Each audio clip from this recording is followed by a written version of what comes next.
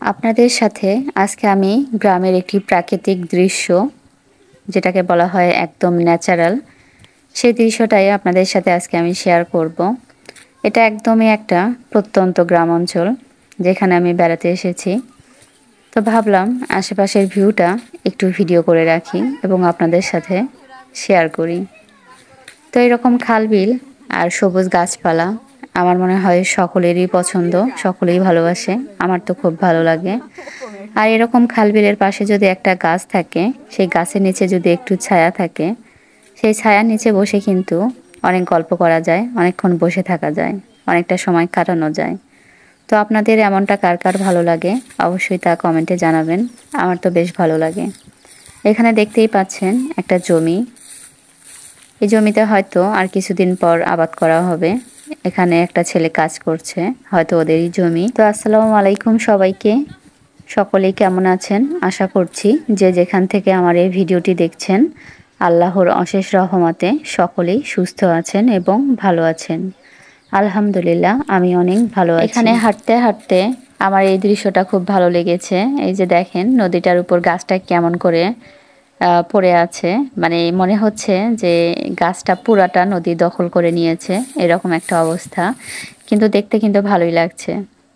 আর এগুলো কিসের গাছ অবশ্যই কমেন্টে জানাবেন। দেখে নিশ্চয়ই বুঝতে পেরেছেন কিসের গাছ। আর এখন আমি বকবক না করে একটু প্রাকৃতিক দৃশ্যের যে সাউন্ডগুলো হয়, যে শব্দ যেগুলো শুনতে ভালো লাগে সেটা আপনাদের শোনাই। আসেন।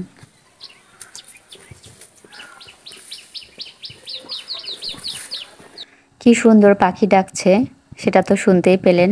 আর আমি হাঁটছি, তারও শব্দ শুনতে পাচ্ছেন। আর পাশে থেকে গরুও ডাকছে, হাম্বা হাম্বা করছে। পাখির কলরবে মুখরিত পরিবেশ, এরকমটা কার ভালো লাগে? গ্রামে যারা থাকে তারা কিন্তু এই ফিলগুলো নিতে পারে, যা শহরের মানুষরা হয়তো নিতে পারে না।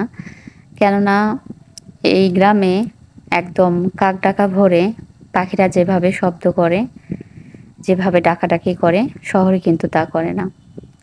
আর শহরে শুধু দেখবেন যে গাড়ির হর্নগুলোর শব্দই আমাদের কানে কিন্তু বেশি বাজে। ঠিক বলেছি কিনা অবশ্যই তা কমেন্টে জানাবেন। গ্রামে শুধু আমরা যেদিকেই তাকাই না কেন গাছপালাই বেশি দেখতে পাই। দেখেন এখানে একটা বাড়ি, বাড়ির পাশেও কিন্তু তারা গাছ লাগিয়েছে। আর শহরে শুধু তো বিল্ডিং আর বিল্ডিং।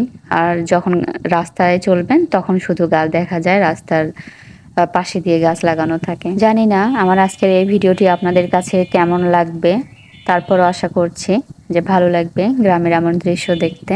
তো আজকের মতো এখানেই বিদায় নিয়ে নিচ্ছি। সকলেই ভালো থাকবেন, সুস্থ থাকবেন। আল্লাহ হাফিজ।